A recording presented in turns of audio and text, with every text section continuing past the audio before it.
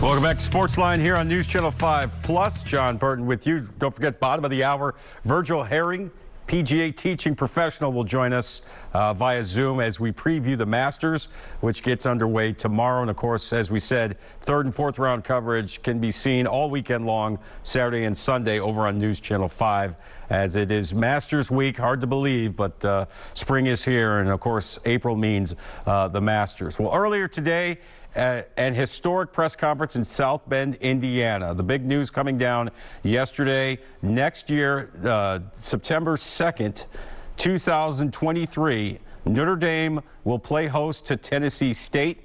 It will mark the first time the Fighting Irish have ever scheduled and or played an FCS opponent. A big opportunity for Tennessee State, and obviously a huge payday.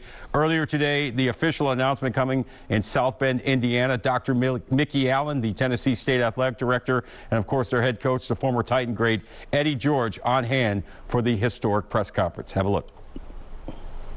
And so when we saw the opportunity, we were thrilled when we reached out that Dr. Glover and Dr. Allen and Eddie all were enthused about the opportunity. I can't thank them enough. Father Jenkins as well. And of course, Marcus and Ron Paulus, who played a lead role in putting it together for us. It was a lot of people coming together very quickly to take advantage of the opportunity. And I think it's going to be a really special day for the University of Notre Dame and our program. Dr. Allen, go ahead. Yes, and so first of all, I want to thank Jack and Notre Dame officials for hosting us here today. This is a special moment. It's a special moment in the college landscape because you have a first, and it's the first time that this historic program, Notre Dame, will be playing an HBCU institution and an FCS institution. And so what that means to us is that, you know, we have an opportunity to really expose our brand. It's an iconic brand. It's filled with a lot of history. We have a lot of passionate fans. We have a dynamic band. So there's a huge entertainment value when you talk about Tennessee State University, not only as an HBCU, but as a collegiate sports program.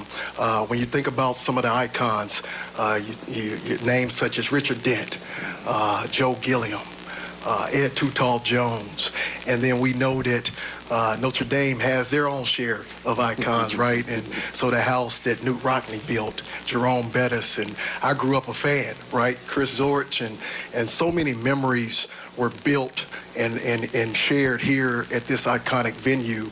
And so when our kids have an opportunity to play on September the 2nd, 2023, they'll be ecstatic. But they'll be able to showcase what we do at Tennessee State University. And when we hired Coach Eddie George, I knew we had someone that was a high character individual, a football mind, but someone that was going to really change our program, change the trajectory of our program, and get us back to a championship level because he pours into our young men. And, you know, being part of that journey as the director of athletics is phenomenal to see every day.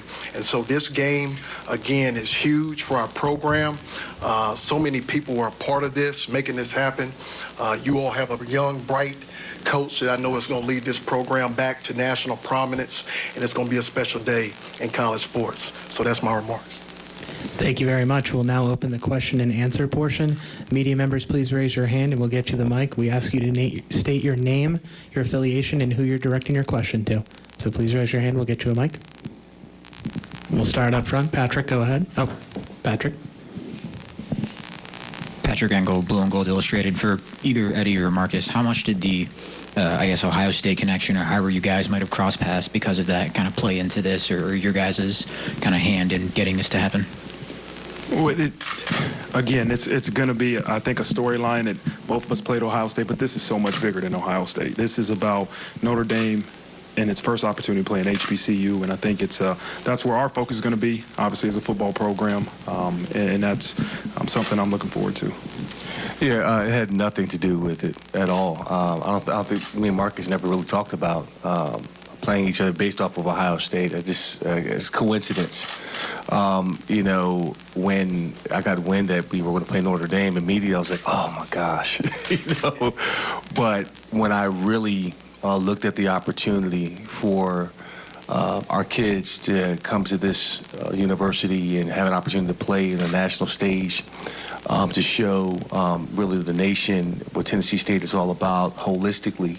You know, the colleges, the pageantry, our tradition, our rich history, not just in football, but just as a university, was a wonderful opportunity. And it's bigger than that, you know. So it's not often that you have a chance. It's the first time it's been done, to have a chance to compete against the best. And we preach that we want to play the best anytime, anywhere. And it's just a wonderful opportunity that presented itself, and I'm glad that we made it happen.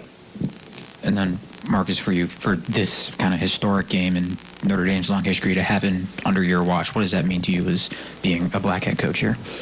Well, it's a huge honor, right? In that I understand I'm a representation for many others, you know, and I think this game represents opportunities for all individuals. And so it's a great honor, and I couldn't be more grateful for Jack and Father Jenkins for putting this thing together. And but I take it with the utmost respect and utmost appreciation for this opportunity.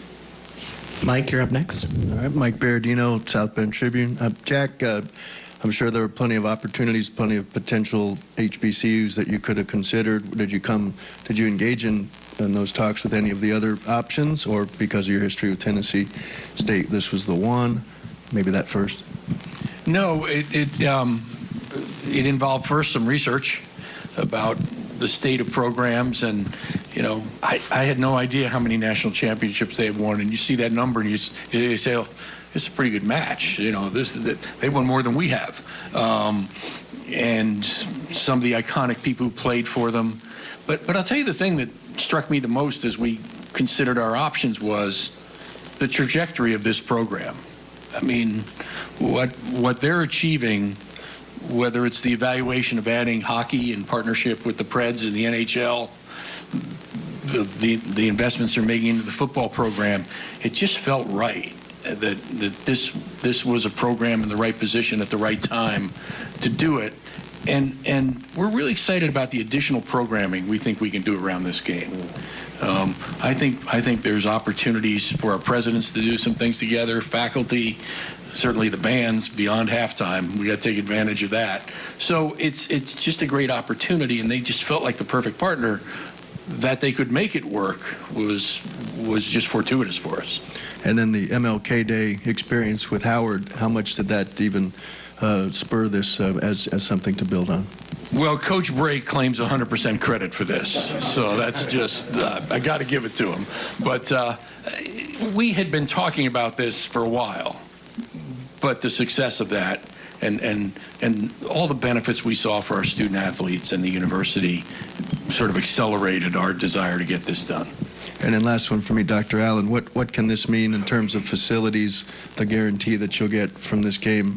What will that do to spur the momentum you already have going? And what I've seen reference to maybe artificial turf on your home field. Is this going to get is this going to get some artificial turf for you? Man. Yeah. My man.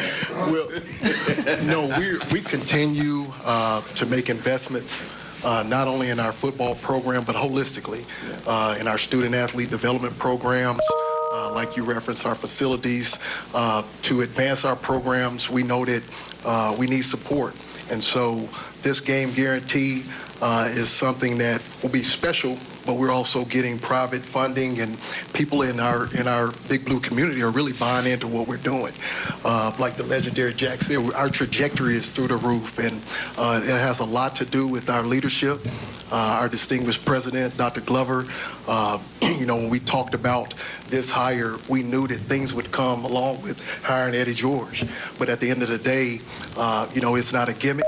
We want it to be real, and we want it to be sustained excellence. And that's what we're doing at the Tennessee State University. And let me just add, Dr. Allen negotiated for a bigger guarantee than we budgeted.